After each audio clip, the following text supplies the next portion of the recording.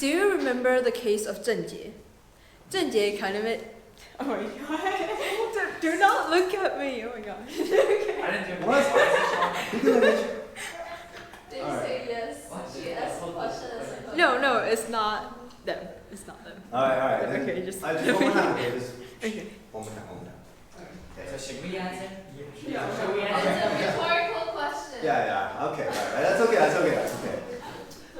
Right, okay, if she pauses, then that's when we answer, right? But if she just like went over it very quickly, then it's a rhetorical, okay? Alright, so everybody, let's go ahead and give Sarah another round of applause. Do you remember the case of 郑杰?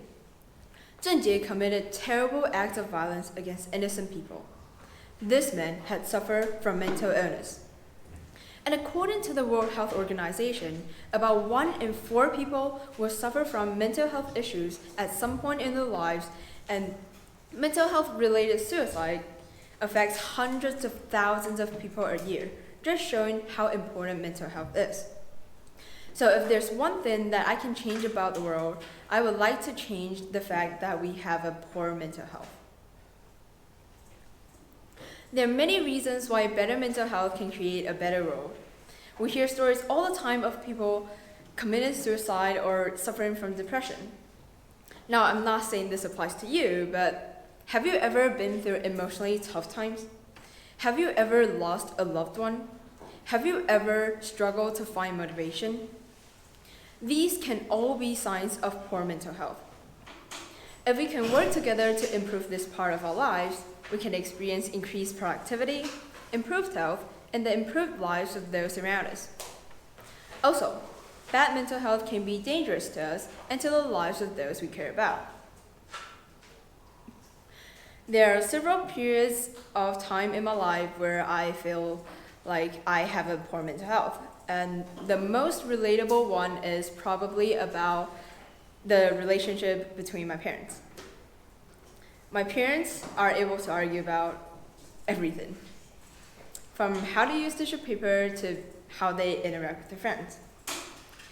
Now, disagreeing is fine, but they often ended up arguing and being unhappy. These types of small fights are frequent, but this time was different. This time was louder and more emotional. That's when I realized that maybe this wasn't just a small fight. The fight continued on, and when it reached the climax, my mom said that she wanted a divorce, and my father said yes. So that's probably the saddest period of time that I've ever been through. But for those who know me, you know that my parents are still together. And that's because we were able to open up about our feelings. And now we all have better mental health. We should all think about how good our mental health is and of our friends and families too. For you, I have some tips. The first one is to get more sleep. Sleeping more can reduce stress, improve your mood, and increase your energy and motivation. You can do this by avoiding caffeine at night, avoiding using your phone before you go to bed, and trying not to stay up late. It's important to get at least 8 hours of sleep a night. Second, it's important to exercise more. Exercising can boost self-esteem, improve your sleep, and releases endorphins, which can help reduce the feelings of stress and anxiety.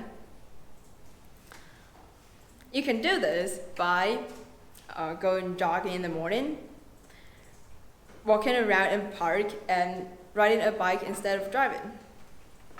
And the third tip is to connect with others.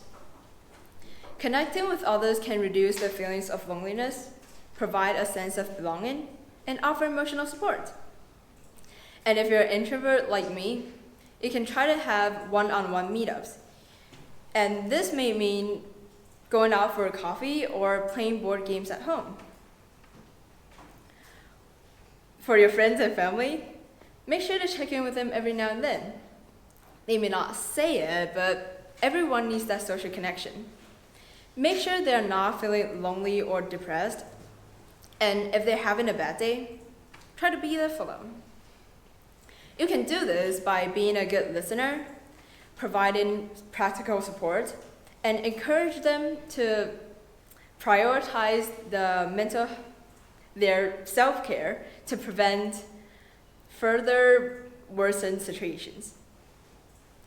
Overall, the most useful ways to improve mental health for everyone are those that you prefer and those that you can commit to over the long term. We can help the world be healthier and happier by working together and staying positive. Go out and do the things you love. Perhaps taking up a hobby like painting or gardening, finding a pet to keep you company, or joining groups to keep you active. I urge you to do what makes you happy and less of what makes you sad. And if you're ever worried about your own mental health, make sure to check in with someone who can help. When we are healthier and happier, so is the world around us. Thank you.